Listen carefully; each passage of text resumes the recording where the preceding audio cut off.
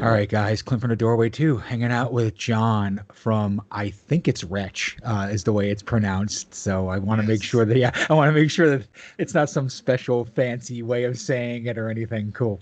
Um, so no, thank you for doing this so much. The reason why I wanted to do this, and I'm gonna start off probably in the weirdest way possible, but I think this interview is gonna be kind of different anyway, just because of the kind of style and sound of this project is.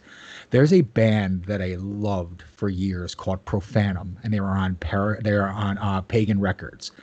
You remind me very, very much of them because they did exactly the same thing on the first two records that they made. They threw away the idea of guitars, used nothing but synths, pianos, drums, and black and kind of death metal vocals. I wanted to kind of see what your influences were that made you decide to go this direction than more of a traditional kind of a band. Yeah, actually, well, my sister and I really loved your review and looked up a lot of the bands that you said because I hadn't heard of Profanum before. But my buddy Zach, who is in the Handsmade label as well, we all loved Profanum. When we listened to a bunch of it, we were like, "Oh, this is really good," you know. Some of that shit's really evil, and yeah, I'd never heard of them. Their style's different. It's not as atonal, or they Right. don't get as ugly. It's more of like this ultra gothic romantic Yes. sound. And I think I have like elements of Danny Elfman or something lingering in my music. So um, it sort of reminded me that. And that's not a jab at Profanum either, because I have to say that Danny Elfman was one of my favorite composers when I was younger, you know? Nice. Like, and I still will go back to like that Edward Scissorhands score and be like, wow, this is just amazing. And like really, really gets me. Yep. Um, but as far as the Wretch stuff, I'd say there's like a few bands that really melted my brain when I was like 18 and or like around that time. So one was like Pink Floyd was my very first obsession in music.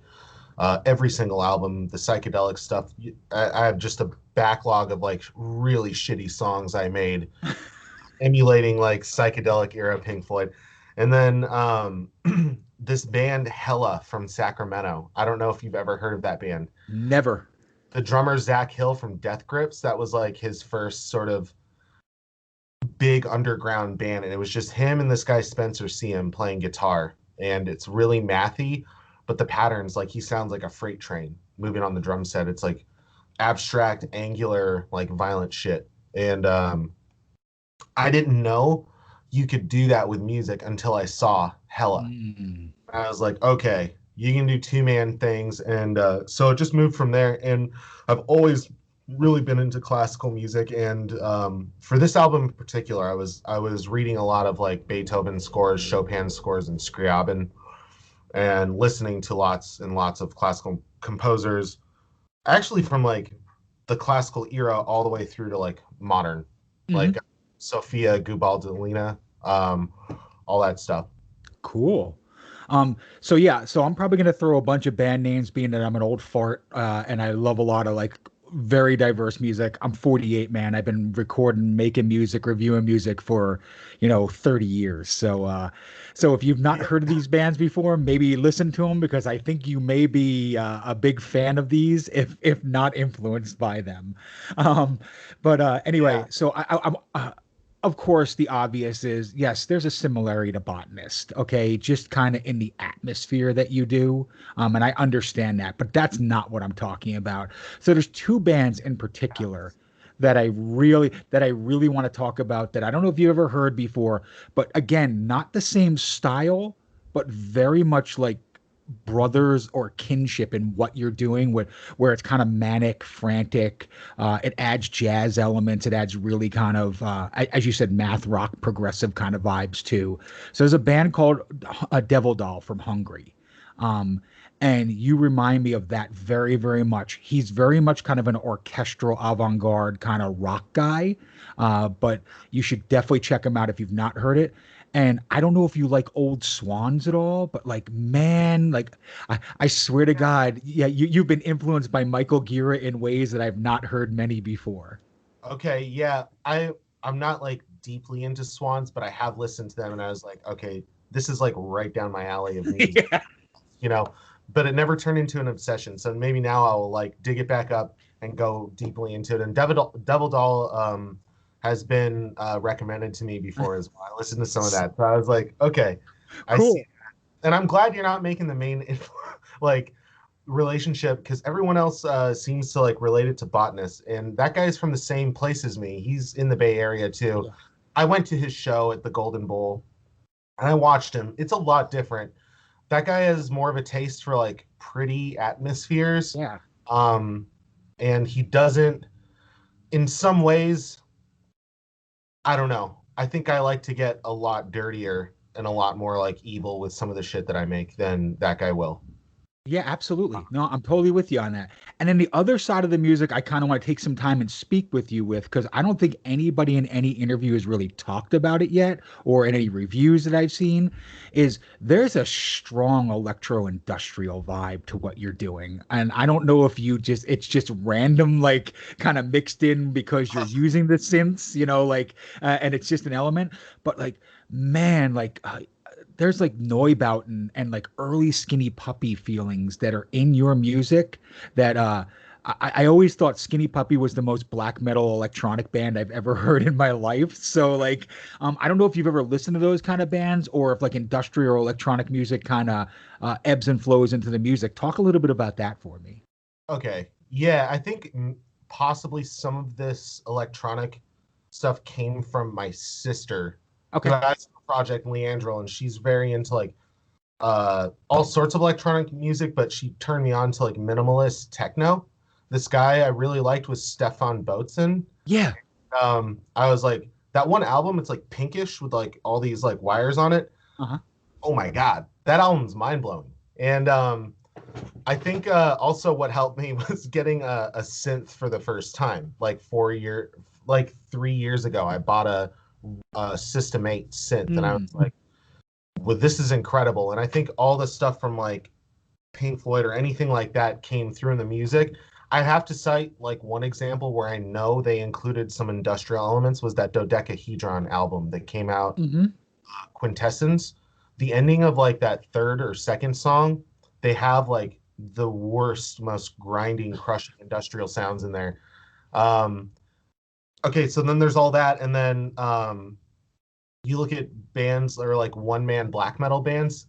In some ways, for me, the beginning of Severed was a commentary on that, where I emulated black metal chords and used programmed electronic drums, and I just did whatever I wanted. And I was like, this is going to sound like a really early like electronic sort of like I want that black metal feel, like the early black metal feel. But I'm going to do it with synths and like Yeah. a organ.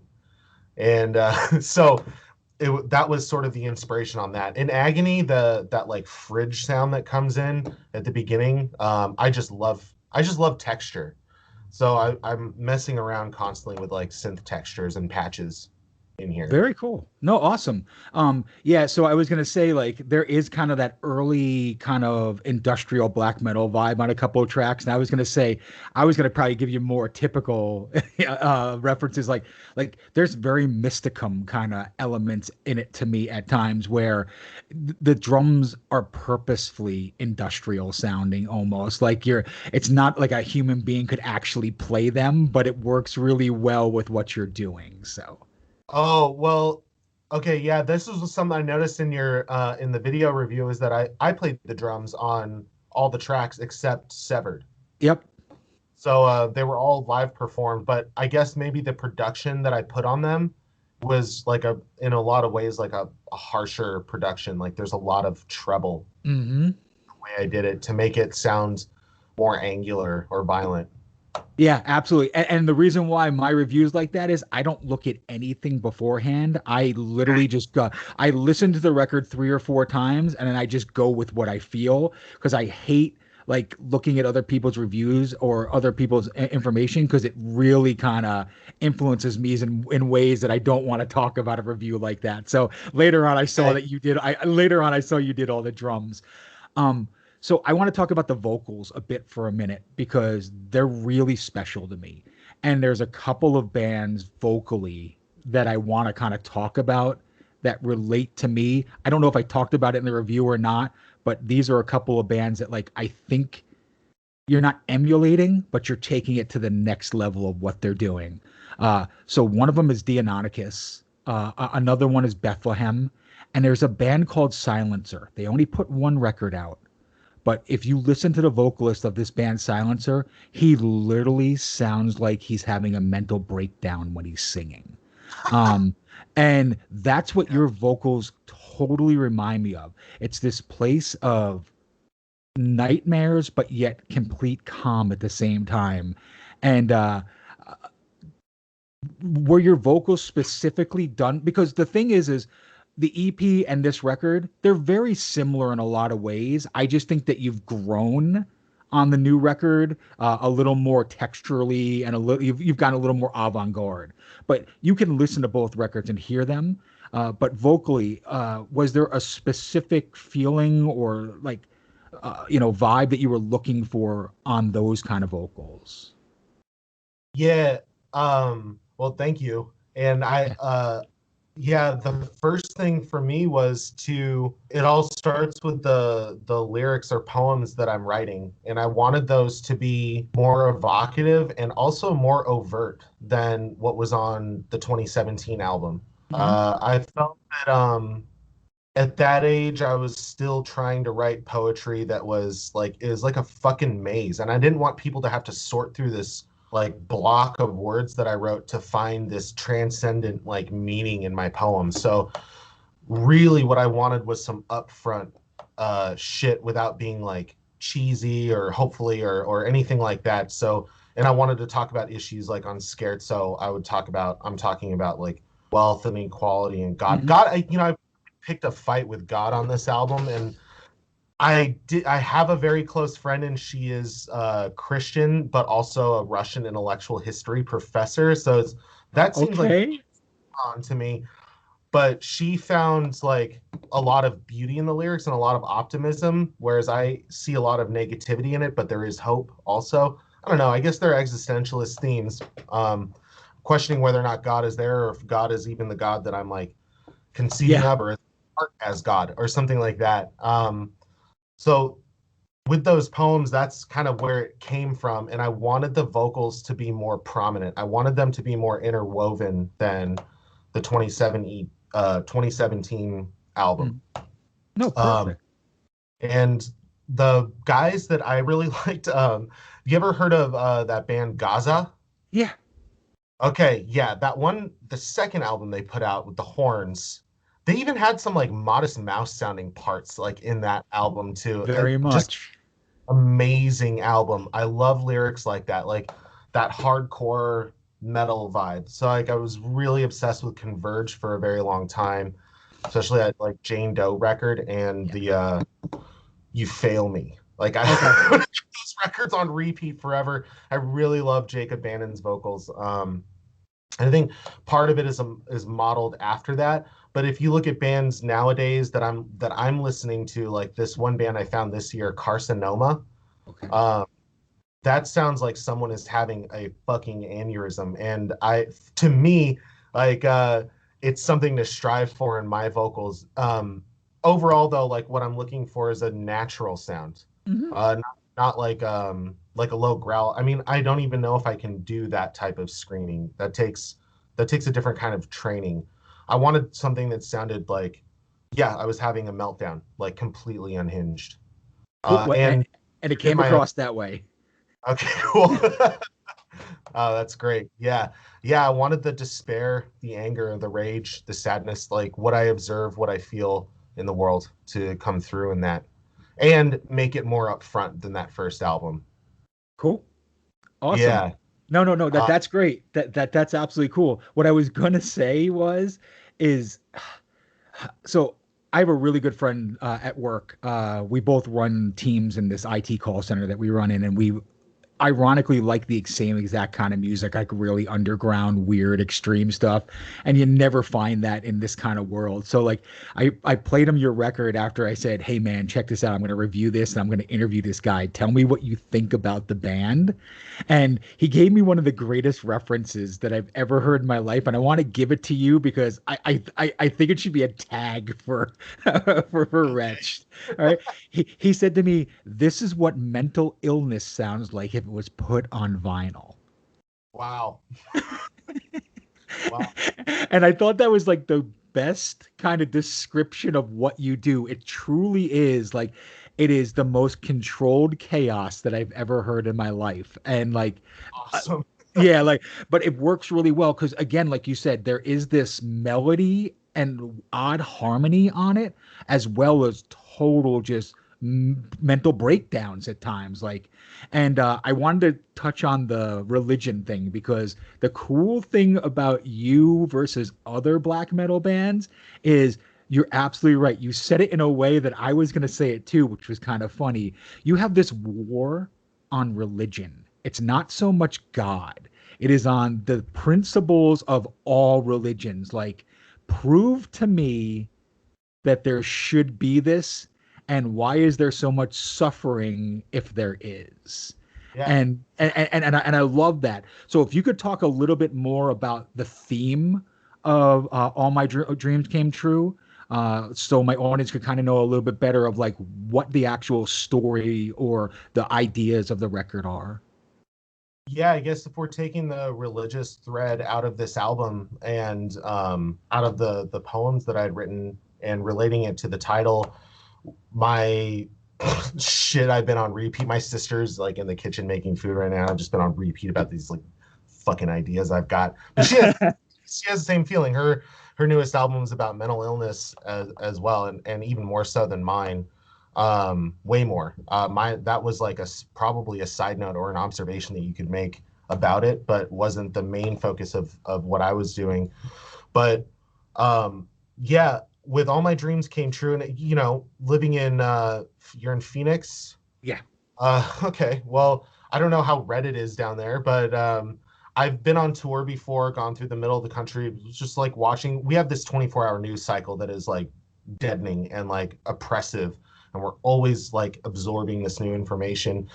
And everyone is slowly becoming like more divided because they're going down their own like wormholes. Everyone is in their own bubble online, blah blah blah. Like we all know this, but it does like put a spotlight on some of these like evangelical Christians or like other Christians that are so self-righteous, the same people that would like stand outside of like abortion clinics or like throw or spit on like war veterans or somebody like that. And that's not the message they're trying to preach. It's completely hypocritical. But what they'll do in the service of like getting to heaven is basically trash the world we live in. They'll politicians that go lobby in DC because these politicians are lying to them, because they know that they can like manipulate these fundamental Christians on a single vote of like abortion or whatever the other issue is that they're trying to vote on, and tell them that they can have their like American way of life.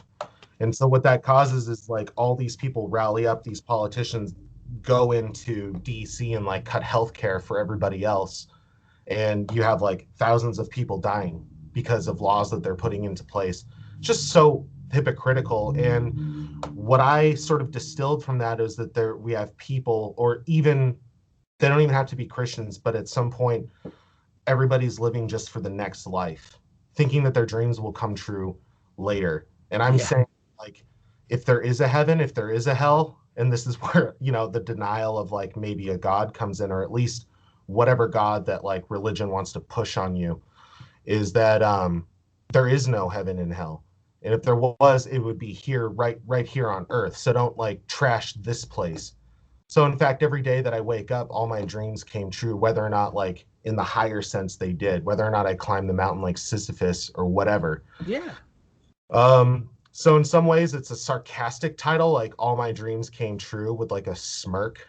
Like obviously they didn't, but in one sense they did. I'm alive, I'm present, and it's something I've been striving towards in like in my own life.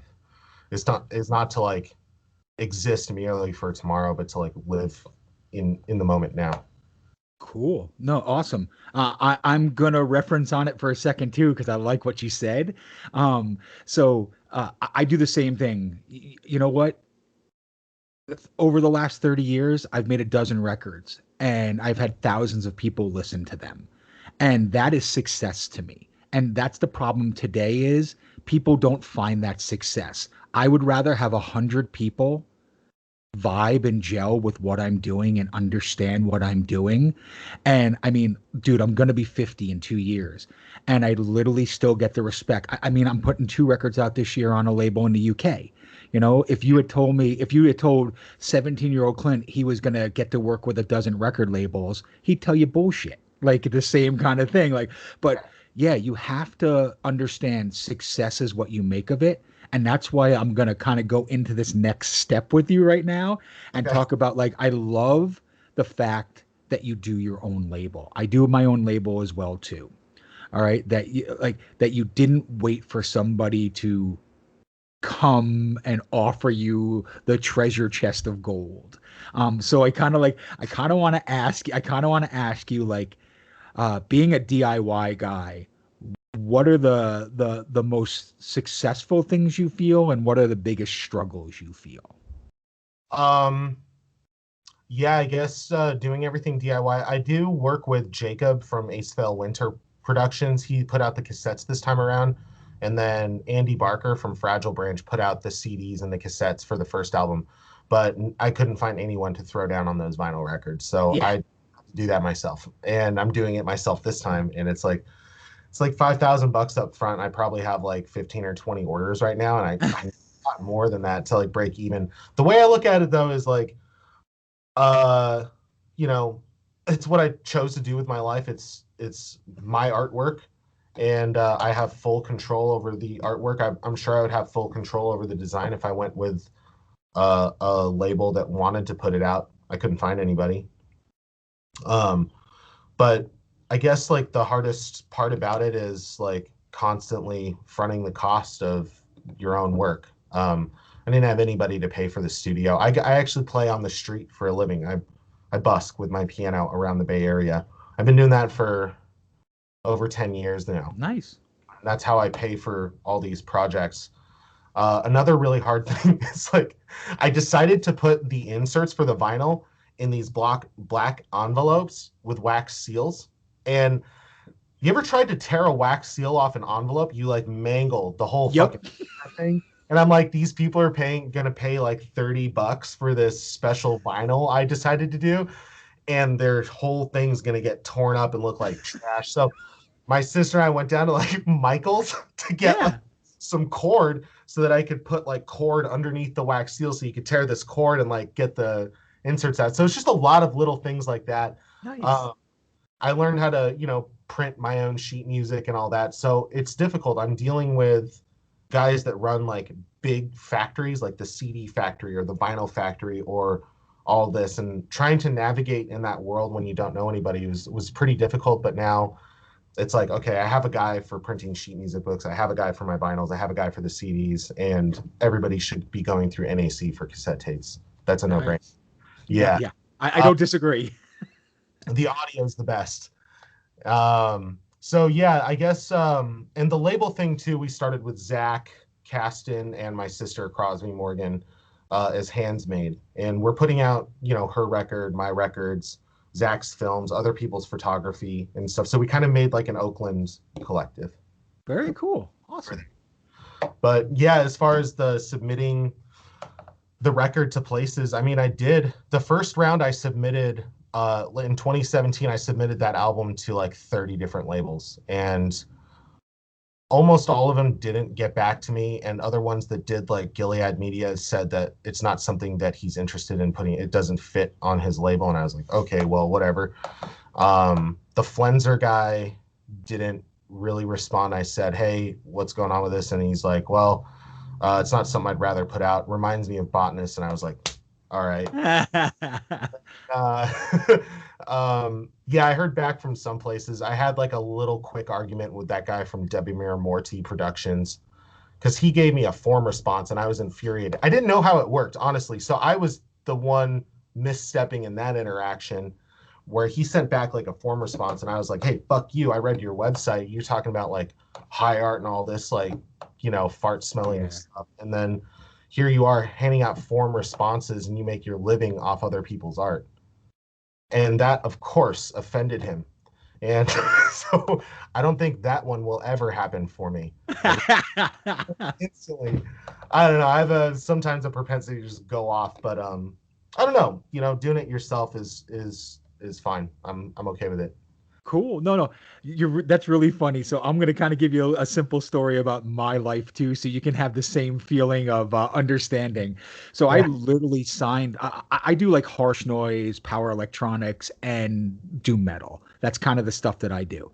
So I had a pretty well-known band called As All Die that did like martial industrial music. We were signed to a sub label of Relapse Records called Crowd Control Activities, and this label out of out of the West Coast wanted to do a vinyl 7-inch for me, and I was all excited because it was the first time somebody wanted to do a vinyl release. So he's all excited. We're talking about it, and literally we get to the point where it gets to the pressing plant, and I don't know what I said, but something I said to him triggered him in a way that I don't know. And he just canceled the whole release. Didn't tell me why, didn't tell me anything. Literally just said, I don't think it's good for us to work together. I'm going to stop it. I know there's already 100 vinyl pressed. I'm just going to break them. What the fuck, Right. man? Yeah. I'm So sorry to hear that. yeah. It's. I feel like okay. Yeah. So, sorry. Go ahead. No, no, go, no, no, My go, take on please. that is that like doing it yourself, no one can do that to you, and also no one should be able to do that to you. You should stick to your word. If that guy is going to put it out, that means he's acting like a gatekeeper. Right. And I've noticed this on my way cruising around with these couple albums in the metal scene that there are gatekeepers, and you better not cross them. And it's like, okay, well, whatever. I guess you hold the cards to sales of my album, and whatever. I No, don't no, know. but I just want to tell you, it's not you alone. So that fight that you had with DMP, like, is really funny to me because that guy can be really difficult to deal with, or he can be really great to deal with. I have both sides of it as well too. So the Yeah, story you told me doesn't change much. So, yeah. um, cool. But anyway, so I kind of want to talk about one particular track on All My Dreams Came True. It's my favorite song, and I feel like it kind of encompasses, and I'm sure this is a really shallow way of saying it, but hey, it's Clint. I'm going to say it this way anyway, all right? It kind of encompasses everything that I've heard from your band, and it's the In Agony to Earth and Heaven song. And that's the one that kind of makes me like, if there was one song that I would play for someone for Wretch and say, listen to this. If you like this, you need to listen to everything. It's that song. So I'd love you to kind of talk a little bit about that track and how it was created. Okay. Yeah. That was one of the earlier ones that I had written for um right after we finished the first record. And it was just that piano part that you're hearing in there. And then I was like repeating and repeating that like atonal thing. It was scaring like the cats in the house, and I was like, okay, this is gonna be pretty good. And I brought it to Barrett, and he came up with, I wanted the double kicks in there, but he came up with the marching roll on top of the double kick drums. Uh, anyways, so that's kind of where it started, and I kept writing it. And I think one night I was messing with it, and it was after I'd moved back to Oakland from Los Angeles, and Barrett was no longer going to be able to be on the record because of distance and all that kind of thing. Um, I started putting synths on it, and that's how it turned into that industrial fridge sound. Was I just like threw that in there, and then I needed something really scary to come in, so I made that other synth that comes in after like the vocal. There's that one stop, and then this like horrible melody that emulates the beginning like comes in. um and then that one has like this really, in my opinion, is like one of the prettier interludes I've written just for piano on it. And yeah, I guess it does kind of It honestly, it's like maybe my favorite song on the album too. It's the one I love the most, because of all the different textures that it has in it, and it's really sparse on the piano. It's Yeah. not, it's not virtuosic in any way. It doesn't like show off or shine. That's not the point of that one. And it goes down a hole. The lyrics, it's like a love poem.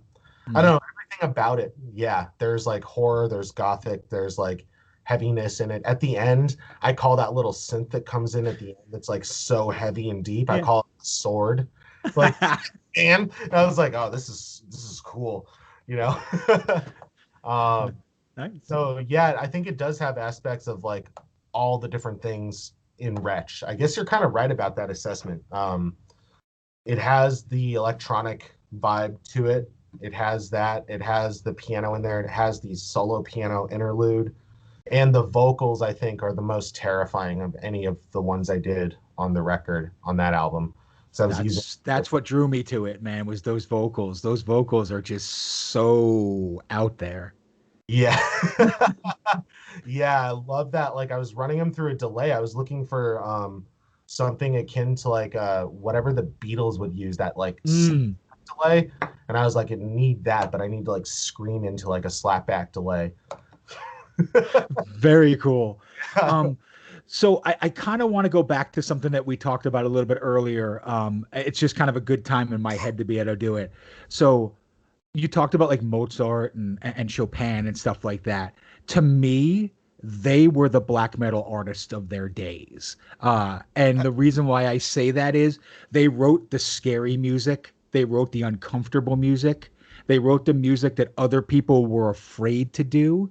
And that's kind of what extreme metal or like heavy electronic music is today. It's the composers of the modern age. We don't really have composers anymore. I mean, we have guys that write pieces. Like there's still guys like Robert Rich or Vid Namana or stuff like that that do stuff. Still alive too. Yeah, So he but writes. That's yeah. but you know what I mean by Yeah. where I'm going at that. Uh, why do you think that neoclassic or classical music works so well with extreme music? Because some and a lot of stuff it doesn't work, but with extreme music it seems to really work. Why do you think that those two can mesh together so well? Probably because there's no place for anyone that wanted to be a composer to go anymore except extreme metal. Like I think it's partly why I was drawn to the genre because it's limitless. I see the genre of metal as like the limitless frontier. Hmm. And I was like, if there is a genre that you should be working in, it should be either rap or extreme metal because in rap they're doing all sorts of things that go back to like even Africa or the beginnings of African Americans in the country. I mean, they've designed a whole new American tapestry, like a whole new American art form after jazz. And it's like insane. And I think metal is like the only other genre that I can like put next to it as far as that goes. I mean, there's like people like Christian Scott and all them in jazz, and it is different. It's moodier and it's like post whatever. But in metal, you have people that are making albums and they only come out every like 2 years or Yeah. 3 years, and you're waiting for the next greatest composition to be leveled by it. And it's whatever they can work on, the best fucking thing they can write to like blow your mind. And it's just impressive, and the excitement over it is what excites me about it. I can't wait for the next like Ulcerate album to come out, or like that Portal album that just got released. Oh my God, have you heard it yet? It's so brilliant, dude. I It haven't is had a chance so to good. go through the whole thing, but I've listened to the whatever tracks they've released as premieres, and I haven't had a chance to like really dip into the new Portal yet. It's um it's gonna take me forever to be able to I want to review it, but like I've stopped 3 times now because there is just so much amazingness in that record. So yeah, yeah. I've also heard you're supposed to play them at the same time. Like, yes. two, So that's what I heard is that they're one composition. Yeah. yeah, yeah. So Wild. hey, Yeah, I don't know, man. But yeah, you just said Portal and like my ears just like rang because that record is so good, dude. Um, yeah. And I agree with you on that as well too. I think another guy that is one of the only modern composers still alive, and when you talk about jazz and kind of avant-garde music, is John Zorn as well. Like John Zorn, literally, he takes jazz and makes it metal. He takes metal and makes it jazz. Uh, so Watching that guy play, I saw him in San Francisco a couple years ago with Mike Patton. yeah, Did like a duo thing, and I was like closing my eyes the entire time. I was like, this is just mind blowing. And like they're doing like, I don't know, like real artsy fartsy shit, like banging on a coffee cup, but like they made it into something, and it was just brain ripping. And the way that guy plays, you're like, oh my god, yeah, he's amazing. I, I'm so incredibly jealous because a friend of mine, Toby, who's in a band called KO Dot, we were both signed to a label years and years ago. He was in Maudlin and the Well, and I was in a doom metal band, and we were on a label called Dark Symphonies, and we became friends then. But he got to work with Zorn on 2 records, and I just was like, you are like the luckiest goddamn human being on earth. I don't know how you pulled off that trickery, but everybody needs to just talk to you and understand what he does. So like, Yeah, that's amazing. I've listened to some KO Dot too, and it's really good shit. Yeah. that's a uh, guy that's a guy I have love hate with too, man. Like, so anybody that's a good musician, like Toby and I have hated each other, we've loved each other. I've opened for him. He's told me to never come near him. Like, he's a good dude. Like, but he's an artist, just like you, myself, like all the really creative people out there. He has his moments of like where it's his way or no way, and then we all pull back and kind of like, all right, you know what? That's not really the best thought pattern. And then, you know, he'll apologize and say like, hey man, yeah, it was just a bad time. So like, you know, but I feel like that's kind of what this is a great segue again. I think this is kind of what you do musically too is when you record, is it a very kind of personal thing? Because you're basically a one man project now, right? You don't have anybody else helping you out. my sister does. She is like been there the whole process through the album, and then my buddy Zach Caston, the filmmaker that did the Vessel film. I don't know if you saw the film we made for the first album.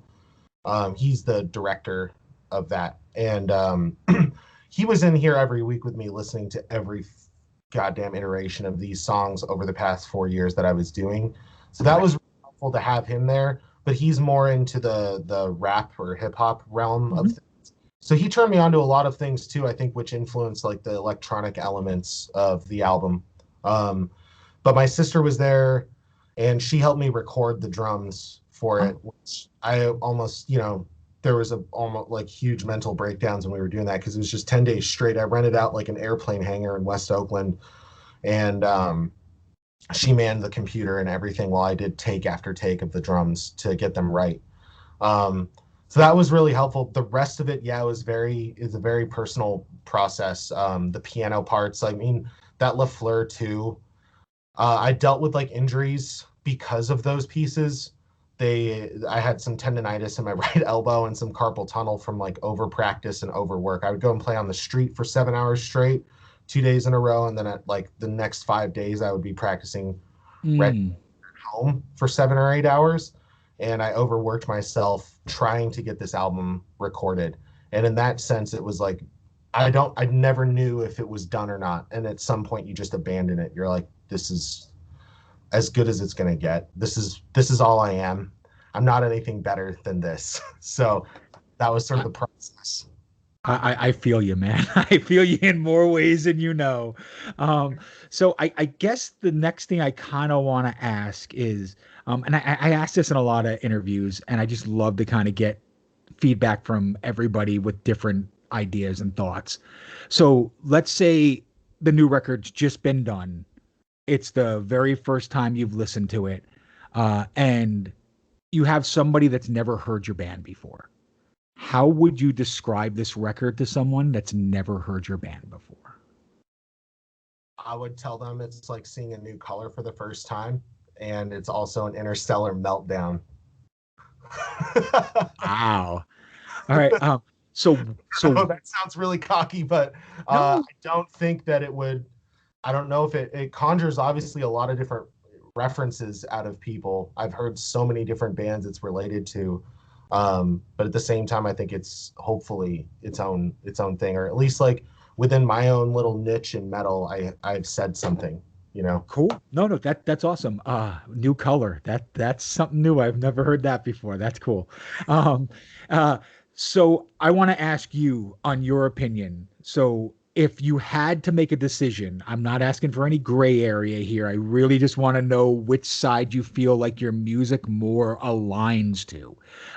So if you would say it's more neoclassical or more experimental and jazzy, which one do you think it's more aligned to? Neoclassical, Okay. And sure. why? Oh yeah, well, mainly because of what I studied while I was writing the album was a lot of classical music, especially Beethoven. I listened to a lot of Beethoven and played a lot of Beethoven while working on this album. And LaFleur 2 was sort of my way of doing some sort of Beethovenian like set of modulations. I mean, I modulated that stupid fucking theme into like 10 different keys in that song. I was playing games with it. And I was trying to, if you look at a Beethoven score, it's like really efficient. I don't know if you've played any Beethoven or read any, but it's like there is not one piece of those scores that he wrote that goes to waste. You think that this little turnaround is nothing and it's a one-time use? No, that shit comes back later in a big way, and he will make sure to do it. And it's extremely architectonic. So that really influenced the way I tried to write this album. Except I don't know if I'm as anal as that guy. So I think that experimental jazziness probably comes out in the looseness, or like my frustration with being so tightly controlled and OCD about the compositions. Like that blew out later in pieces like Severed, or sometimes like In Agony, where it just like blew out and I just gave up and I just went with like a feeling over like trying to like cram everything, you know? Very cool. Well, So I want to have kind of a conversation inside of a conversation, and then I'm going to start wrapping this up. But that entail gives me kind of a great story that I have as well too, which I kind of want to get your vibe.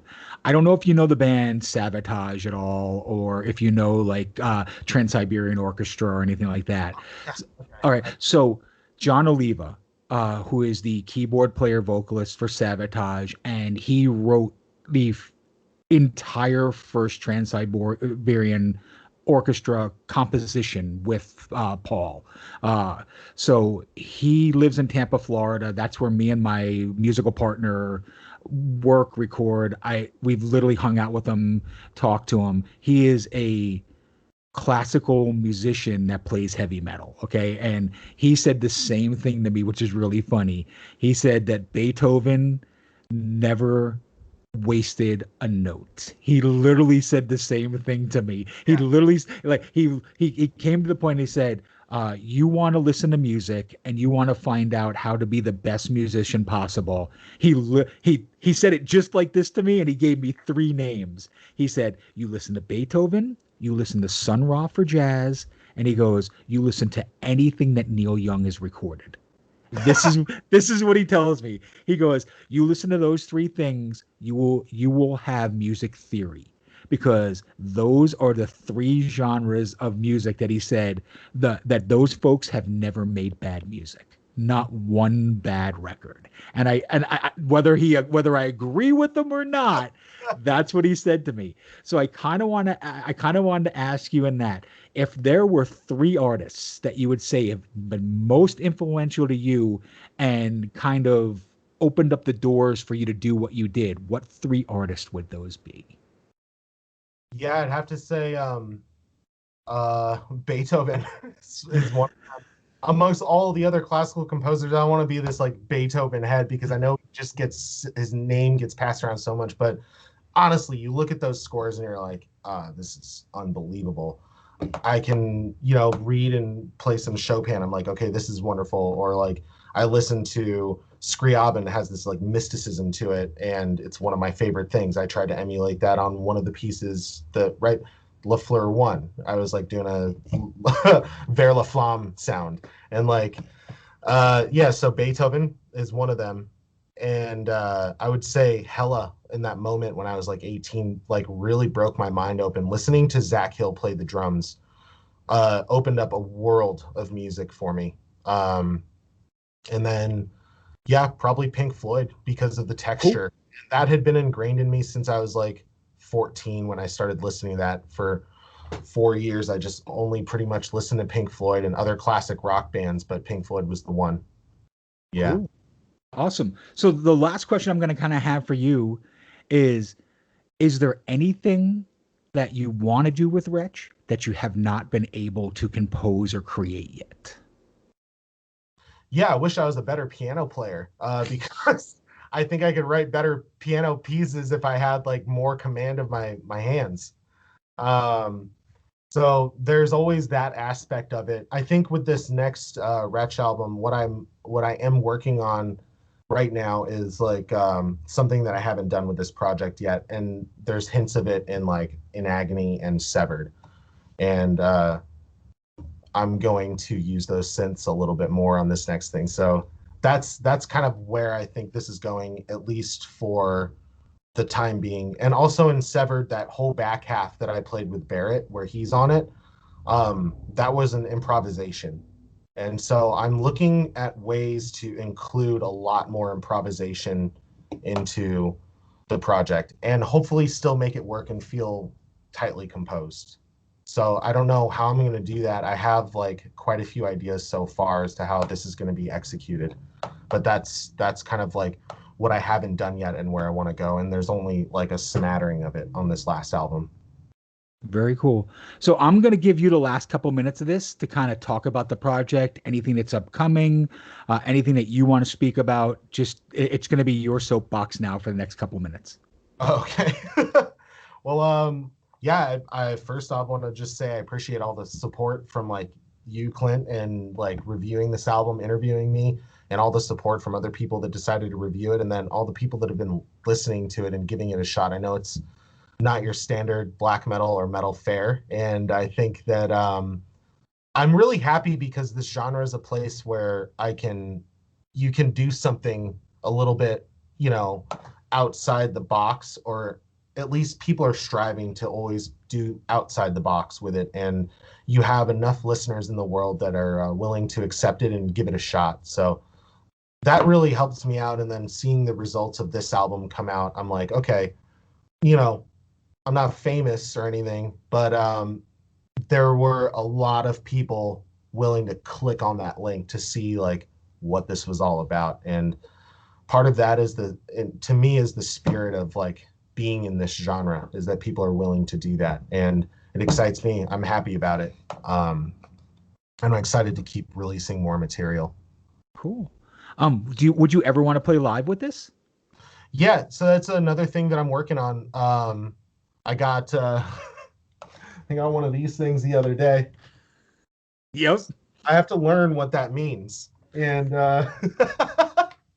it's a foreign language to me. So, yeah, the plan is to play live. I don't know if Barrett will be able to do the drums live. I'm gonna try and rope that guy into my psychotic missions once more, but eventually I'll find somebody for now. But yeah, yes, I plan to play live. Hopefully, when the pandemic lightens up a lot more, and if there's any slots to play locally in Oakland or Seattle or somewhere on the West Coast, I will be doing that.